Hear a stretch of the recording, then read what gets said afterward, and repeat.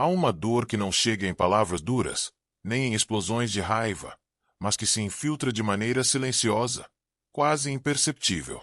É o ódio oculto, aquele que se esconde por trás de gestos aparentemente neutros, olhares vagos, frases ambíguas. Muitas mulheres conhecem esse mal-estar sutil. Estão ao lado de alguém próximo, talvez um amigo, um familiar, até mesmo um companheiro, e percebem uma estranha tensão no ar. Nada explícito acontece, mas o corpo sabe, há algo errado ali. E ainda assim, muitas duvidam de sua própria percepção.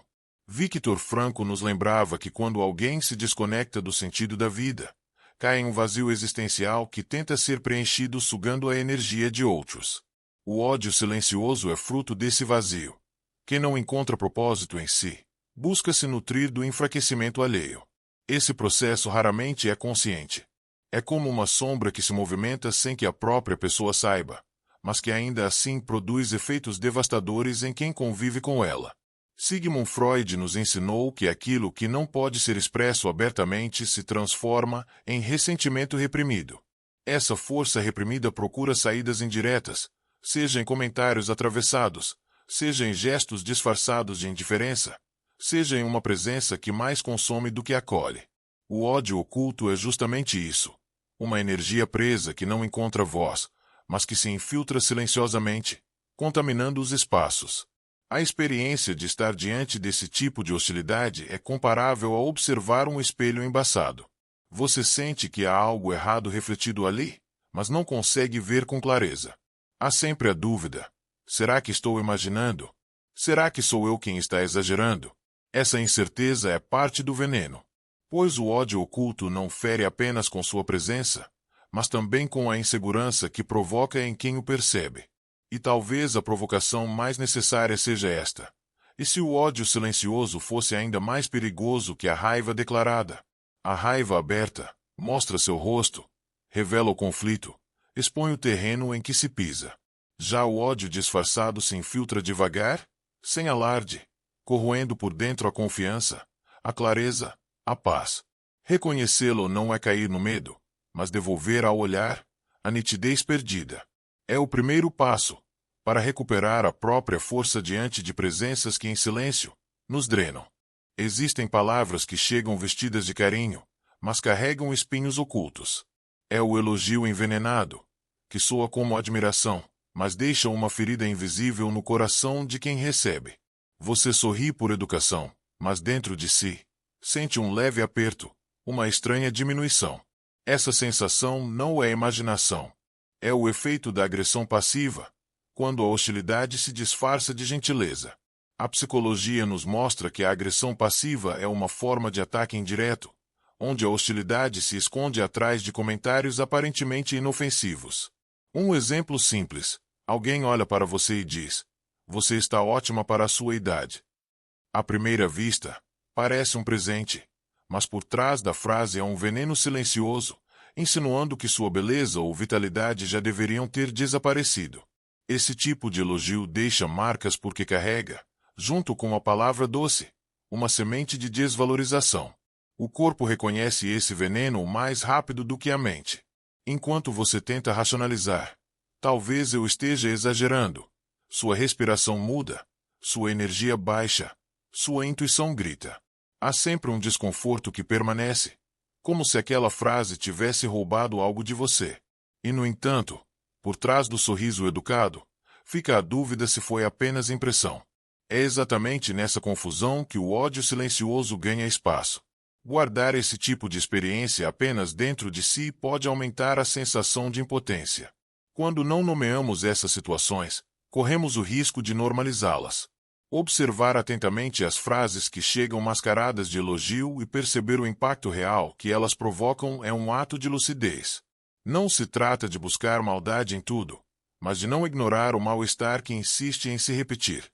O elogio envenenado é como uma taça de cristal com uma gota de veneno no fundo. De longe, parece transparente, belo, até convidativo. Mas ao beber, algo em nós adoece. Reconhecer esse sinal é compreender que nem todo gesto de aparente admiração é genuíno. Algumas vezes, O ódio silencioso se esconde justamente naquilo que parece mais doce. Nem sempre o ódio silencioso se expressa em palavras. Muitas vezes, ele aparece justamente naquilo que não é dito, na recusa em reconhecer suas conquistas, no olhar vazio quando você compartilha algo importante. É a indiferença calculada, que age como uma sombra insistente sobre cada brilho de luz que você tenta acender. Alfred Adler observava que aqueles que se sentem profundamente inferiores buscam, de forma inconsciente, neutralizar os outros. A indiferença é um desses mecanismos. Ao fingir que não o vê, ao ignorar suas vitórias, ao tratar suas conquistas como irrelevantes, o outro tenta diminuir seu valor. É um gesto sutil, mas que deixa cicatrizes profundas e invisíveis. Pois não há nada mais devastador do que ter a alegria apagada pelo silêncio de quem está próximo. O que torna esse sinal tão doloroso é a quebra da expectativa. Esperamos celebração de quem está ao nosso lado. Esperamos que uma conquista seja reconhecida, que uma mudança seja apoiada, que um esforço seja validado. Mas quando recebemos indiferença, algo dentro de nós se confunde. A vitória que deveria gerar força, passa a gerar dúvida. Será que realmente foi importante? Será que não sou digna de reconhecimento? O ódio oculto se alimenta justamente dessa confusão. Essa ausência de reação não é neutra. É um ato que carrega intenção. É como se a pessoa se tornasse uma sombra que insiste em apagar qualquer luz que você emite. E embora não haja ataque direto, há algo ainda mais perigoso: a corrosão lenta da confiança em si mesma. Pouco a pouco, a indiferença tenta ensinar que você não deve brilhar. Mas a verdade é que o silêncio indiferente do outro não diz nada sobre seu valor. Ele apenas revela o vazio de quem não consegue acolher a alegria alheia. Perceber esse sinal é como abrir uma janela em um quarto fechado. O ar pesado se dissipa, e a clareza volta a iluminar o espaço. Pois nada é mais libertador do que compreender que sua luz não depende do reconhecimento de quem escolhe se esconder na sombra. O ódio silencioso nem sempre chega como recusa ou como sombra. Às vezes, ele se disfarça de entusiasmo. Surge quando, diante de uma conquista sua, alguém próximo responde com uma história maior, um feito melhor, uma vitória que rapidamente sobrepõe a sua.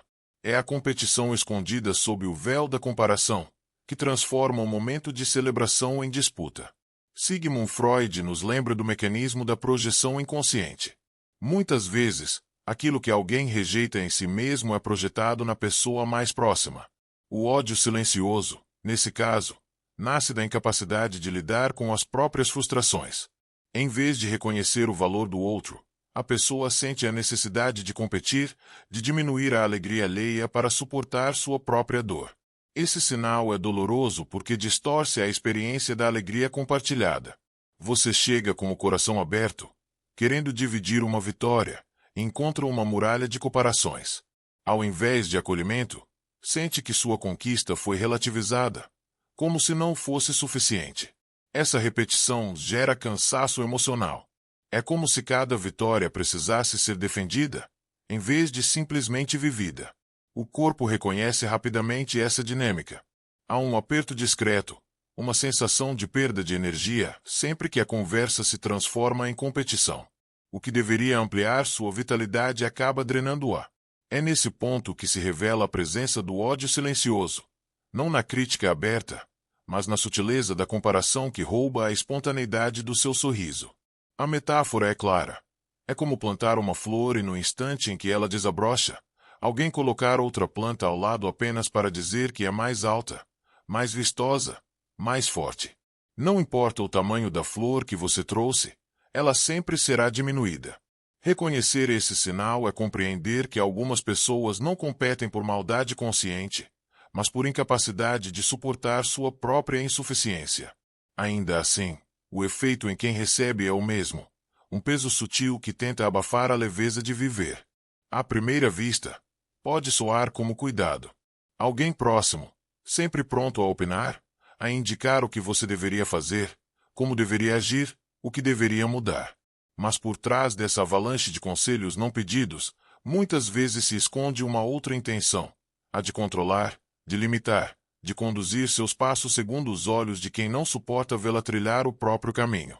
A neurociência emocional revela que conselhos constantes, quando não solicitados, não ativam no cérebro as áreas associadas ao apoio, mas sim as ligadas à crítica. O corpo interpreta essas falas não como incentivo, mas como julgamento. É por isso que depois de ouvir tanto faça assim, não faça desse jeito, eu no seu lugar, sobra mais peso do que leveza. O disfarce de cuidado encobre um veneno que enfraquece silenciosamente a autoconfiança. O ódio silencioso se manifesta aqui não por meio de ataques abertos, mas através da falsa preocupação. Por trás de frases suaves, há o desejo inconsciente de manter você dentro de limites que favorecem o outro. É uma forma sutil de controle. Quem mais insiste em ensinar pode ser, justamente, quem menos torce pelo seu crescimento.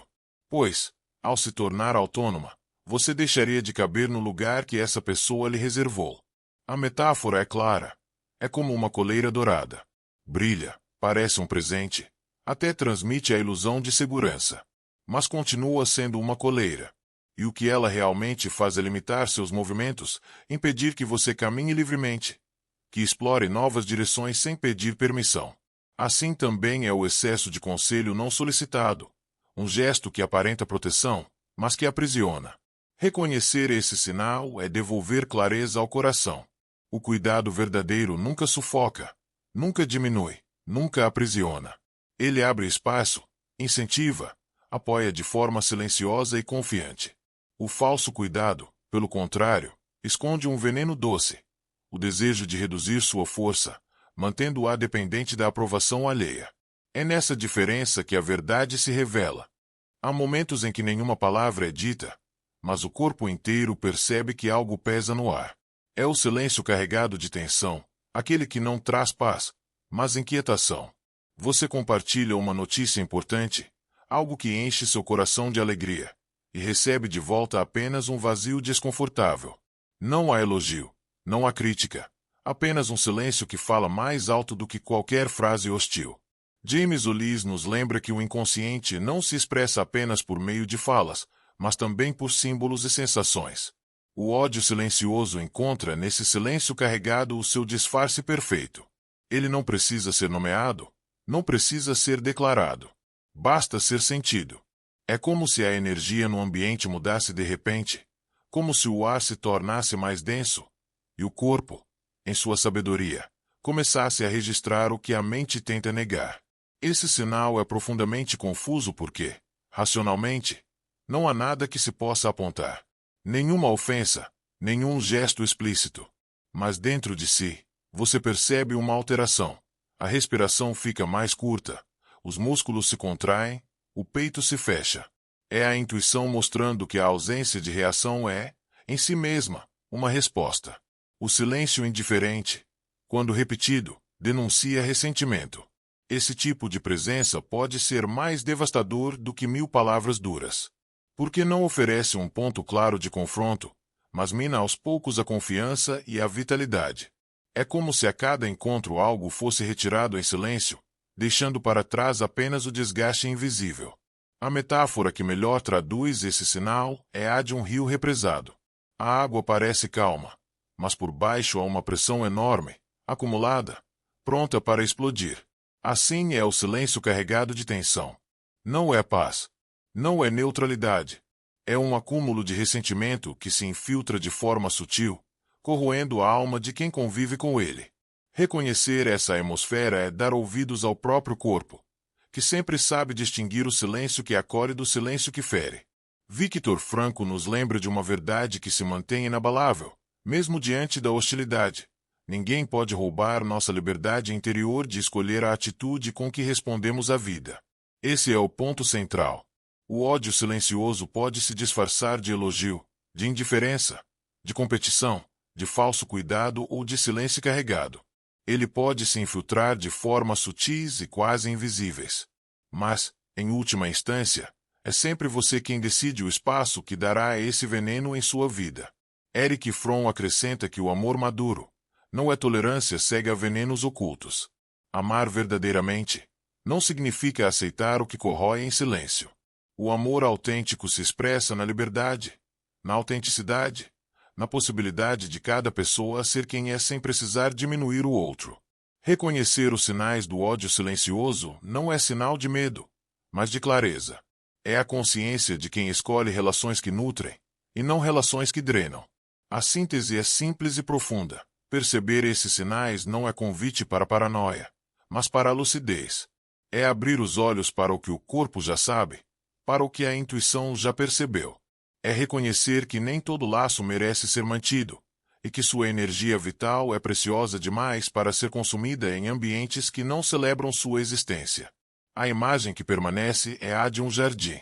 Para florescer, ele precisa de luz, água e cuidado, mas também da remoção das ervas daninhas que sugam nutrientes em silêncio.